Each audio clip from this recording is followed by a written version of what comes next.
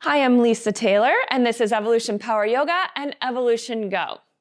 So this is an inquiry piece on the 3 themes of Baptiste yoga. All you need to do is sit back and get comfortable.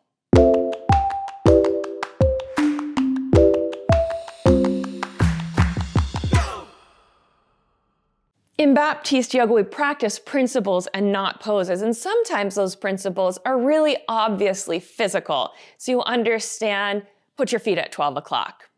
Many of the principles, though, are more conceptual, but can be applied physically.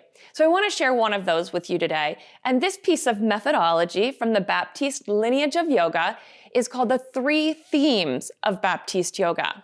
This is actually one of my favorites. This is one that I've applied to my own yoga practice. I apply it all the time in my life, and I'll give you some examples of that.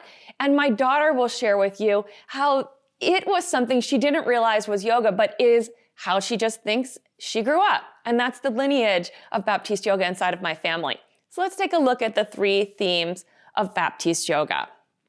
So the first one of the 3 themes is be a yes. Come from this sense of not yes, like I'm a yes man and just ask me anything and I'll just say yes whether it works for me in my life. It's not that at all. In fact, it's really quite different. And so consider this, the things that you can imagine, like the best and the biggest and the most you can imagine about your life, what you can accomplish in your life, although that's wonderful, it's actually also a limitation. It's like the edge of what you have decided for yourself is what's possible. Sure, you put a stretch in there, and yet it's still an edge. So the quality of being a yes, it applies to all of that. Being a yes for the risks and the rewards and the work that it takes to achieve your goals. But the quality of be a yes also includes what you don't know you don't know. First time I heard that, I was like, what do you mean? What you don't know, you don't know. Like I know some stuff. And I also get that there's an amount of stuff I know I don't really know. Like I don't really know how to fly a spaceship to the moon. I'm clear about that. I don't know how to do that. But then there's an entire world of things that are not even in the realm of my biggest dreams. So I could never include those in what's possible for me. And so inside that world of what I don't know, comes this first theme of Baptiste yoga, this be a yes. So be a yes is a state of mind. Be a yes is the quality of being open to learning something new in any moment, taking in that new thing and resurveying the landscape of your life and making whatever adjustments you need to make in order to take on what you've newly learned is possible. And so the world of be a yes, it lives as the 3rd theme, but it is this overarching way of being in your whole life. It's not something to do with other people, not being a yes man. So be a yes as a state of being. Now with be a yes, there come the other themes. So the first theme is you're ready now. You're just ready right now. No matter where you are in your life, no matter what's going on, what's been working, what hasn't been working, the resources you have or don't have, you're ready right now. So one of the ways that I think about you're ready now is in the earliest years, and of course still now, but it really became apparent to me in the earliest years of being a yoga teacher and owning a yoga studio. So many times, I think about my doctor specifically, my family doctor, and I would go in for an appointment in those years. I was pregnant, small baby, so seeing the doctor quite a lot. And we'd always talk about yoga. It was kind of a newer thing in town where I was at the time.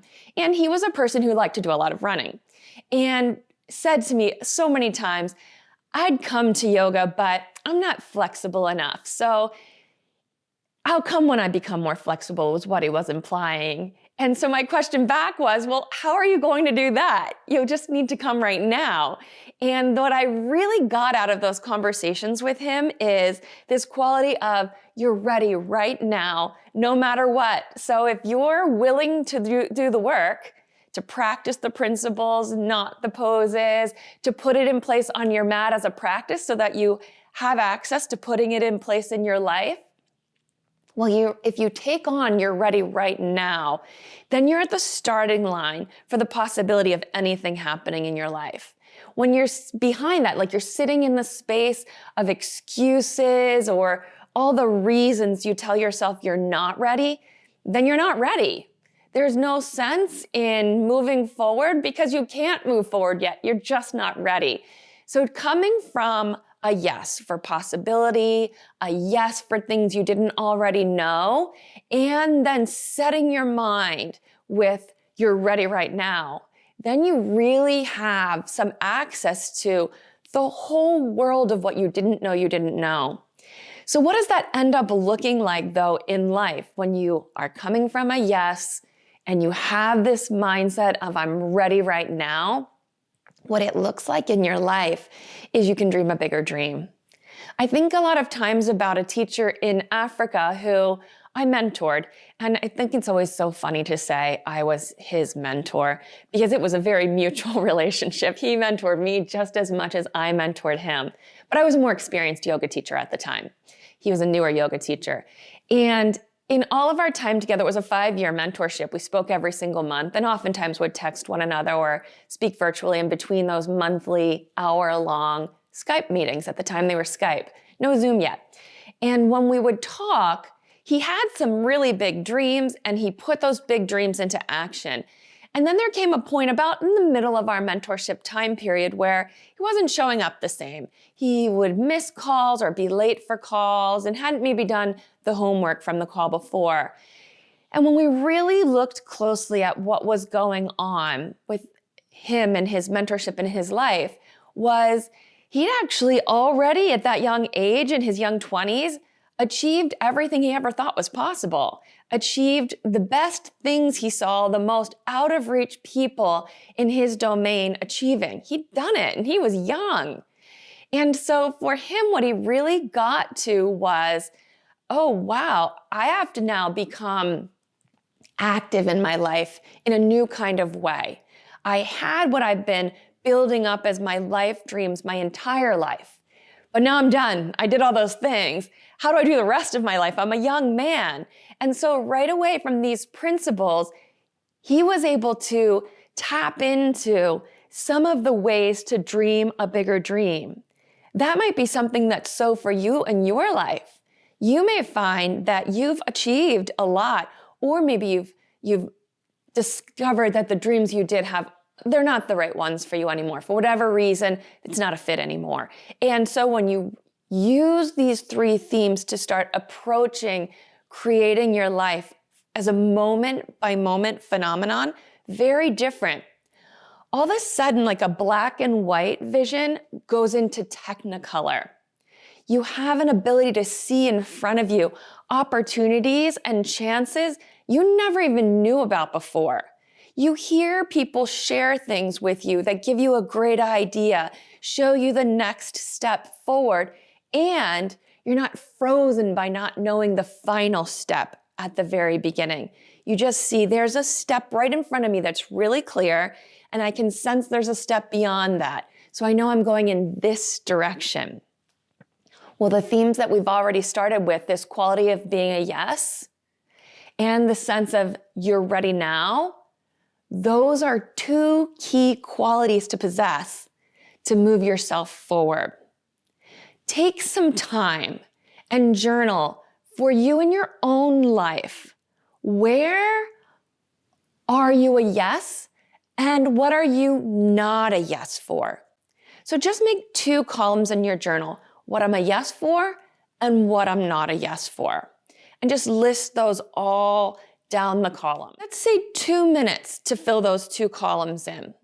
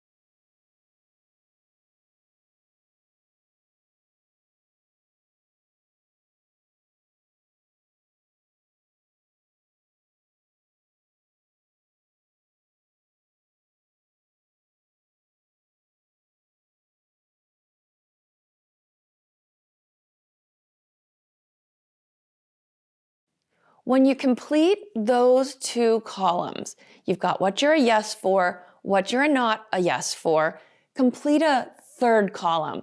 And in the third column, give yourself a moment by observing the yes column, not yet a yes for, what you want to have happen in your life. You can make that as a list, or if it's better for you as a narrative, make it as a narrative.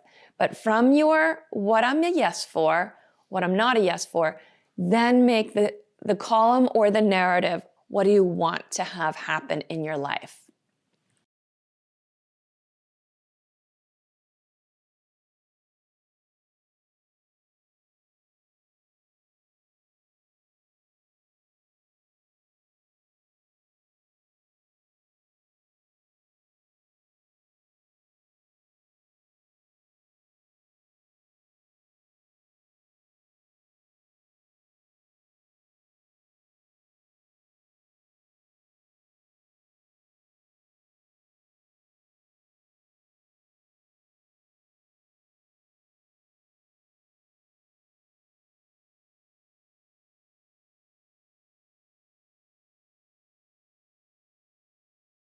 So once you have what you want to have happen in your life, make a list, bullet points, 3 to 5 bullet points, what you're ready for right now. So you've got what you're a yes for, what you're not a yes for. Out of that, you've built a narrative or a list, what you want to have happen in your life. And out of that, 5 bullet points. And these bullet points are action steps. And these are action steps that come out of what you want to have happen in your life. So just like the doctor, he was ready to take yoga, but then he was limiting himself, saying he wasn't flexible enough. So for you, what I'm ready for right now, and these are 3 to 5 action steps you develop when you read what you want to have happen in your life.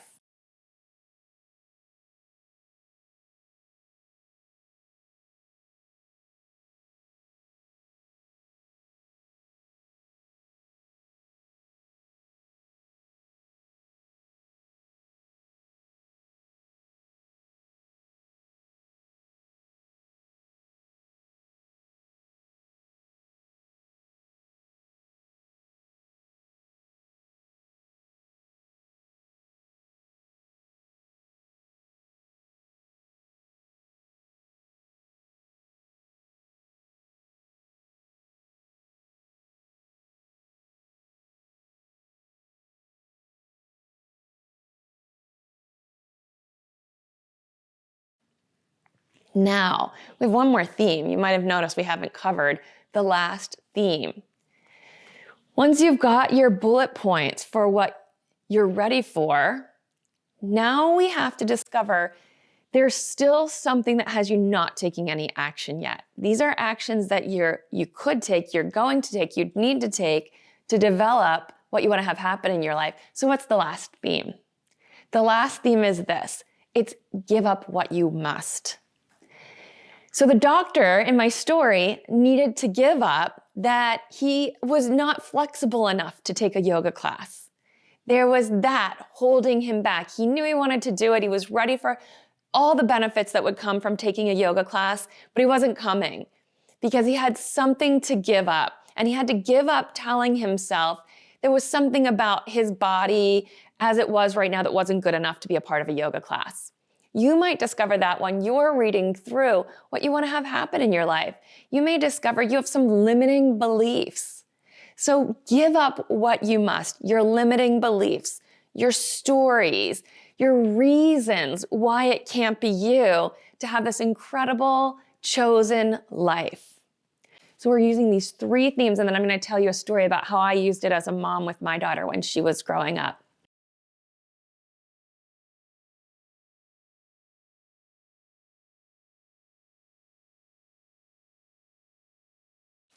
So your 3 themes of Baptiste yoga, they are be a yes, you're ready now, give up what you must.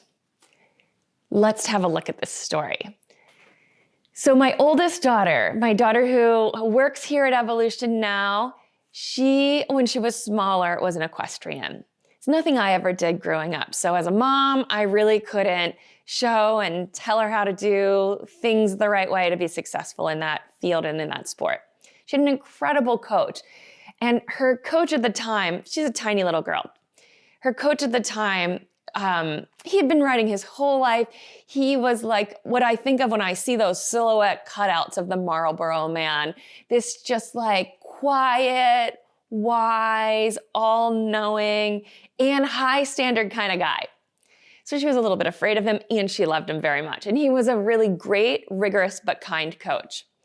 And she was very little, but old enough to have graduated from riding a pony in horse shows to riding a horse. So a pony's not a baby horse. A pony's just a smaller animal. So when she got a horse, it was like when you get a new coat when you're a little kid. Your mom buys it a little bit big for you to grow into. Well, horses and riders are sized, and her brand new horse was a little bit big for her size-wise. It's an incredible horse. So how it works for an equestrian is they go into the ring 4 times. Before they go into the ring, they look at a board and they memorize the course of jumps they're going to take their horse on, and there are a set number of footsteps the horse will take between jumps. And her 10-year-old little ADHD brain, some learning disabilities, this was a great sport for her because it helped exercise some of her challenges, had to memorize the course. She went in for her first course. She goes about doing her thing. A riding ring is really big, especially when a horse is riding.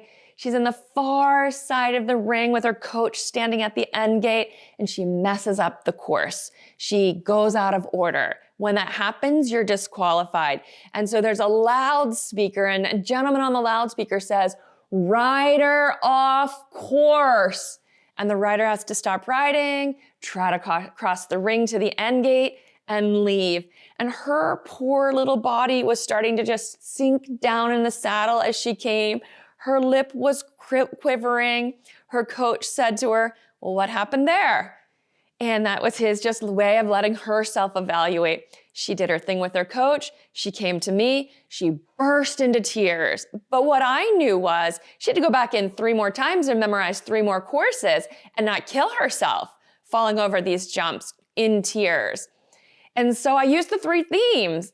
I said to her, you need to sit up in your saddle. Physically make your body a yes. Physically show yourself you're ready right now. Let your body clear your mind. And then give up what you must, that you're embarrassed, that you think you failed, that you can't do this, or whatever else was going on for her. And when she put these 3 themes in, her body changed, she learned her courses, she went back in, and even though she was disqualified on 1 round, she won the whole section. So the 3 themes can work for you in your practice and in your life. Do your homework.